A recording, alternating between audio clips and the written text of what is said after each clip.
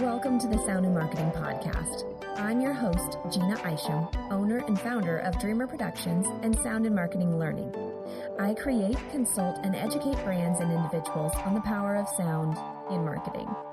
To learn more about sound and marketing, check out some great resources, take some courses, and join a cool community, go to soundinmarketing.com.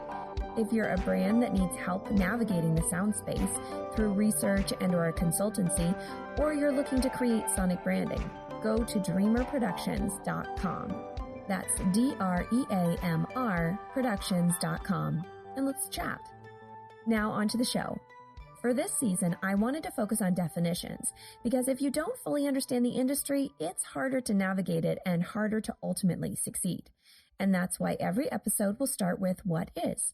Ideally, you can scroll through the episode titles and decide what specific voice topic you want to focus on for the next 15 or 20 minutes. Today, we will be defining interactive voice response, or IVR, and sensory marketing with a very special guest, Simon Faure. Simon is the founder and CEO of Equal Strategy. Equal Strategy advises global brands across multiple industries how to achieve consistency in brand atmospherics, specifically telephone and customer environment touchpoints, integrating music and scent, enabling companies to achieve powerful competitive advantage in the context of their long-term business strategy. Welcome to the show, Simon. Thank you. Those of you that don't know who Simon is, he has a very unique job and a very interesting company that's doing some very important things through senses. So why don't you go ahead and explain what you're up to, Simon? Well, I think we're operating in a space that goes back to the basics of human nature and human science, and we're helping brands create an experience where their customers ultimately fall in love with their brand. And we do this by helping them use sound and scent and how these two are integrated to create an experience where sound and scent have the possibility to play a role or have a role within the customer journey. For some people that don't quite understand, let's just go with sonic branding and sound marketing. For those of you that are listening that still haven't quite grasped it, one of the original uses, I think, of sound in marketing would be IVR. Can you kind of explain what IVR is and how it changed things and started making people think bigger than just that? So IVR stands for Interactive Voice Response System. The idea of using an IVR is to provide an automated call routing system. Contact centers found that if they could route calls for specific requirements to agents that have the skill set to handle those types of queries, they can provide business efficiency through automation of the call routing. So in essence, what an IVR does is it provides callers with a greeting and a range of options where the caller can make their selection, and that call will then be routed to the appropriate agent with that relevant skill set. Unfortunately, what we've seen take place here is that people are implementing IVR systems from a functional perspective and not really thinking about the experience that the users will have when they're using that system. That kind of brings us into sensory marketing and why that is such a game changer. Why should we focus on the senses in our marketing? Because functionality is important too, right? We need it to function. So why do we need to be emotional about it? Emotions are important because if you don't like using something, you won't use it. If people are using a product or a service that's easy to use and that's enjoyable, there's a higher chance that they're going to use it again, which helps create customer loyalty. And if it's really enjoyable, they're going to tell their friends about it. And that's going to create word of mouth and goodwill. And which business doesn't want that? Who doesn't want customers to enjoy using them and customers that are going to tell their friends and rave about them? But unfortunately, many businesses don't think of the experience. And also ultimately there they find that they miss these massive opportunities where they can provide a more fulfilling engagement with their customers. Going back to the interactive voice response for the IVR, I think of, and I know that IVR would be probably more generally, if you need to talk to so-and-so, press 1. If you need to speak to this department, press 2. But I think that there's also a level of like the on-hold music that plays on there while you're being connected or while you're waiting. And I won't say what bank I bank at, but that bank, I hate having to call because when I'm on hold, it's the same loop of maybe 8-12 bars of a very annoying song that cuts off in the middle of a bar, it feels like. And then there's like this pause. And then I go, oh, somebody's connecting. And then it just loops again. And it drives me insane. And if I could get connected with that bank and talk to them, I just feel like that experience just right there in my head when I'm about to pick up the phone and call them, that's the first thing I think is, ugh, I have to call them. And that's not good, right? No, it's not. And what they're also going to find is that depending on what callers are subjected to when they're waiting, it will create a perception in the caller's mind that isn't real. And it will create the perception that if you're listening to something annoying and unpleasant and repetitive, your perception of time will appear to be greater than what it really is. And then you're more prone to hanging up, and then you'll have to try and call back again later. And so what happens when they have multiple people hanging up and calling back, this just continually creates an unnecessary amount of additional inbound volume of calls that aren't being handled properly, isn't create the right experience, and it just creates a negative brand experience. What brands should be doing is they should be understanding in the contact center how many calls are coming in, looking at the statistics coming off their system, because they do have the analytical technology in place now in contact centers. So they know that after X amount of seconds, so many people will hang up, and peak periods and how much they will actually stay on hold for. So all of these things have a big impact on the number of staff they need to have, how busy they are, and the overall churn rate. And then when you tie that back into the amount of customers who now drop off and go to another go to another bank, then they end up with a sort of trying to pour water into a bucket, but there's a hole in the bottom of the bucket. It's really not fixing the problem. So we actually had a project we did for one of the big American banks, Citibank in Malaysia. And this project was probably about 22 years ago. The contact center manager who I'd worked with at another bank contacted me and said, Simon, can you come in and see us? So we arranged a meeting, went in and had a talk about some of their challenges. And something they'd explained was that on their Monday mornings, Monday lunchtime, when it was very busy, they noticed they had a high degree of callers abandoning after about 35 seconds. And the second trend would possibly be sort of about a minute and 15 seconds later. So this was quite a big challenge for them, because they said, we've got so many customers, we're spending a fortune on marketing. They're calling us because they want to be a customer. And then when they are a customer, we're having a lot of calls on Monday mornings. I actually did a review of the caller experience, and Citibank at that time was positioned as this lifestyle brand that was very hip and cool and funky. So the marketing department is positioning the brand in this lifestyle manner. However, when you take that style of music and you apply it in a contact center environment, where people are sitting and waiting and twiddling their thumbs. High tempo music, imagine you're in a traffic jam for 20 minutes, stationary. If you play high tempo music, within 5 minutes, you're going to be probably smashing your head against the windscreen because you'd be so aggravated by the music. And so what was happening was that because they were playing this lifestyle music, it was very cool and it was great for a TV commercial where you only had sort of like 20, 30 seconds.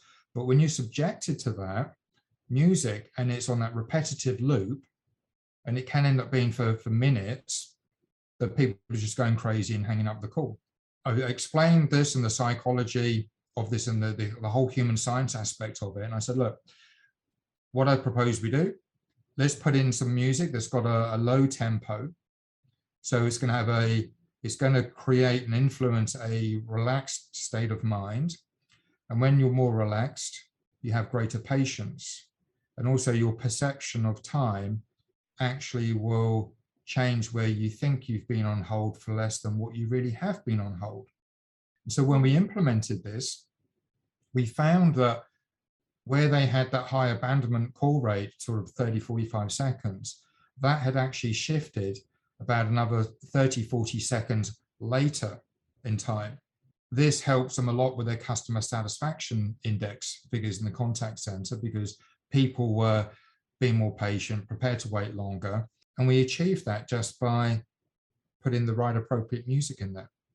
Some of the things that I picked up from what you said is they focused on the functionality, which turned into inefficiency and probably led to loss of profitability, all by the choice of music that they had playing on their on hold or at their call centers.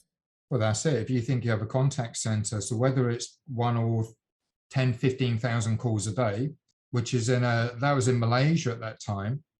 If you apply that in a bigger market where you may have, for example, the United States, where companies there have a gigantic customer base, and you start multiplying the figures on there, there's a lot of unhappy customers or a lot of customers that can become unhappy customers and very easily hang up the call, close the account, go somewhere else. What brands have found to be quite important is to develop actually multi-product customers. So banks are great because they have a range of different products. They want their customers to come on board when they finish university and open up their current account. And then when they get their first job, they then want to have a credit card account.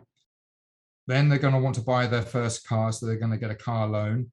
Then further down the road, they're going to meet someone, fall in love, want to buy a home, get a mortgage.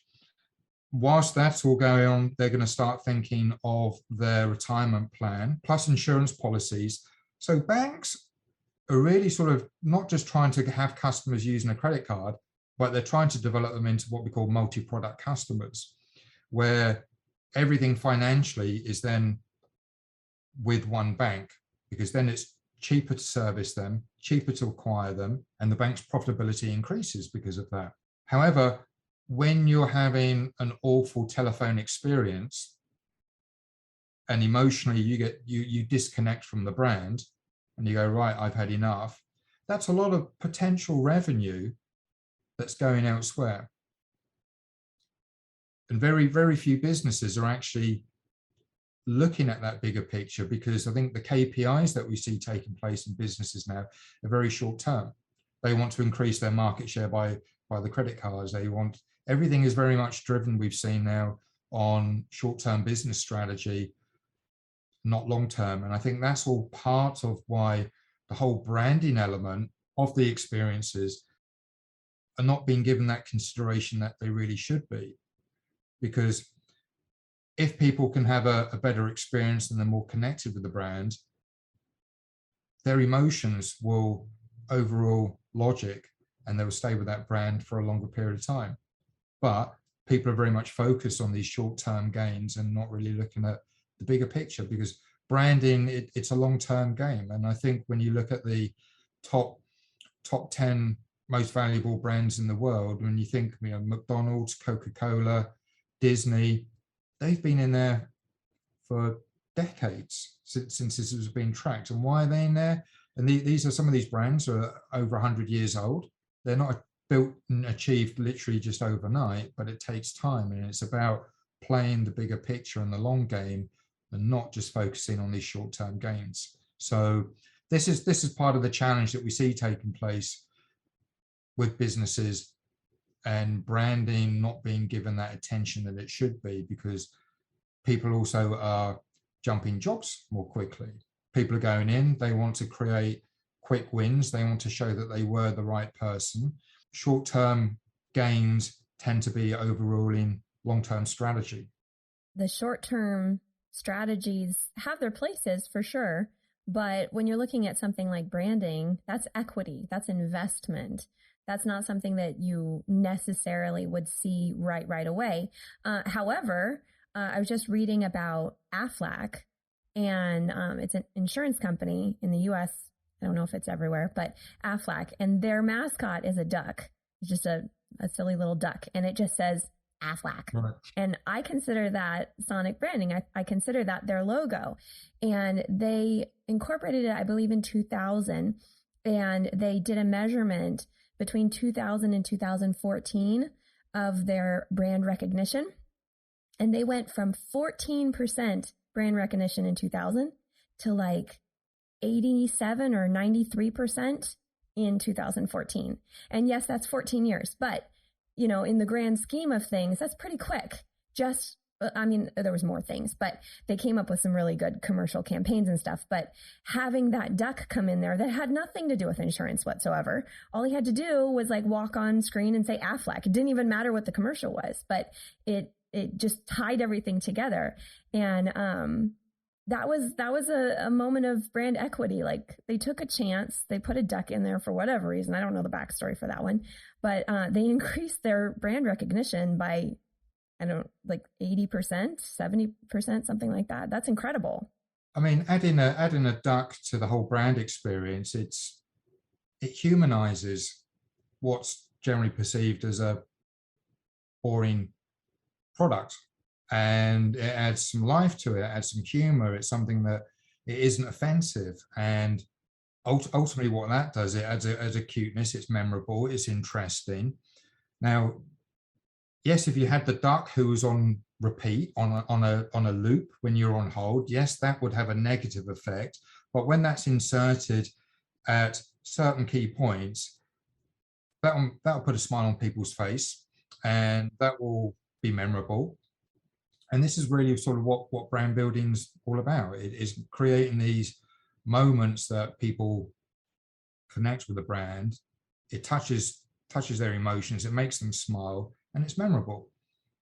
And it's, you know, it's very, very straightforward to actually achieve. It just means people need to go back and sit down and start looking at the detail and think about things strategically as to what they could do.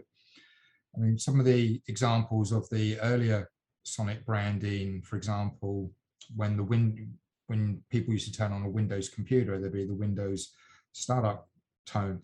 You could be blindfolded and you'd know what that was. In the cellular world, I come back from the era when Nokia used to be the main telephone handset provider, and Nokia's had this startup ringtone that everyone knew. And you know, it's very powerful, and you didn't hear it all day long, but it's memorable. So for brands to start thinking how they can take a piece of sound and how they can apply it across their business really makes them noticeable, but also memorable. We did a project working with Starwood. This is probably going back about 18 years ago, where Starwood was the first brand in the world to roll out a standardized sonic experience in their lobby. So every Westin lobby had the same style of music and playlist globally. They were the first brand to do that, with the use of scent in that space, where that was also tied in and standardized. And it's all came back to a lifestyle experience that Westin were a strategy that the lifestyle experience was going to differentiate the brand from their competitors. And at that time, when that initiated, Westin their room night charge was 10% below the competition. Now, after they had implemented the project, they were 20% more expensive than the competitors. The competitors then were Marriott, Hilton, and so forth. And that's just sort of shows you how going back and looking at the business and going, rather than saying, okay, we just provide somewhere for you to come and eat and sleep, they turned it that they wanted to create an experience that will be memorable and that people would enjoy, and it'd also be differentiated from the competitors. They implemented that global scale, even to the point where the bed in the room, they were using a bed that had all these additional layers. So it became the heavenly bed, that when you slept on the heavenly bed, you would have the best night's sleep that you've ever had in your life. And if you love the product so much that you could actually buy it, they really sort of kind of went into detail into creating this experience that was memorable. And the figures, do the talking there. They were charging 20% more than the competitors, from coming from a position where they were 10% less than the competition. Unfortunately, what we've seen taking place working with the brand over time is, like, globally, is now that initial strategy that they had, it's being passed over to a new management team, to another management team, and to another. And unfortunately, what happens is the whole ethos and the passion and the vision behind it becomes diluted over time.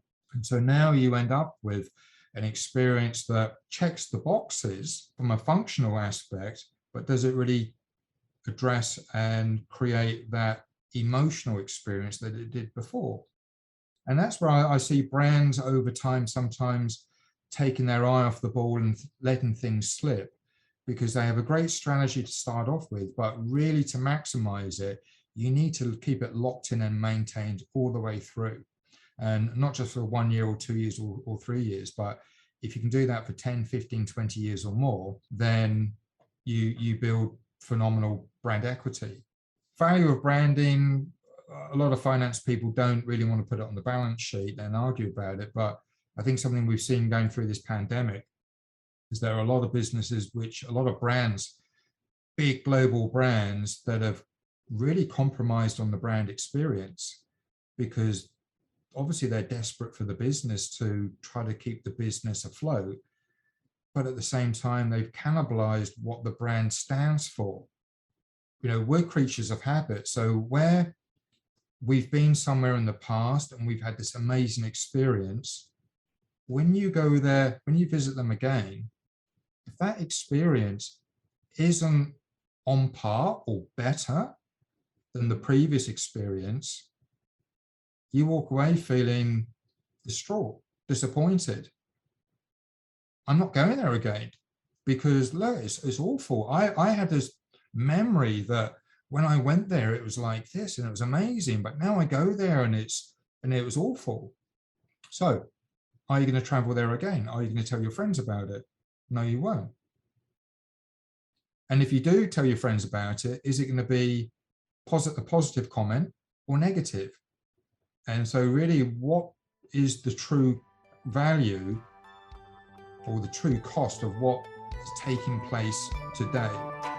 Tune in next week for the conclusion to our conversation, and don't forget to subscribe on all the major podcast channels.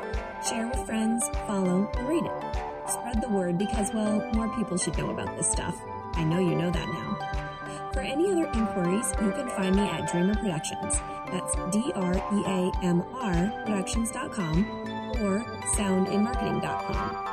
LinkedIn, Twitter, and Facebook. You can also email me at Jeanna, Jeanna, at dreamrproductions.com. All links will be provided in the show notes. Let's make this world of sound more intriguing, more unique, and more on brand.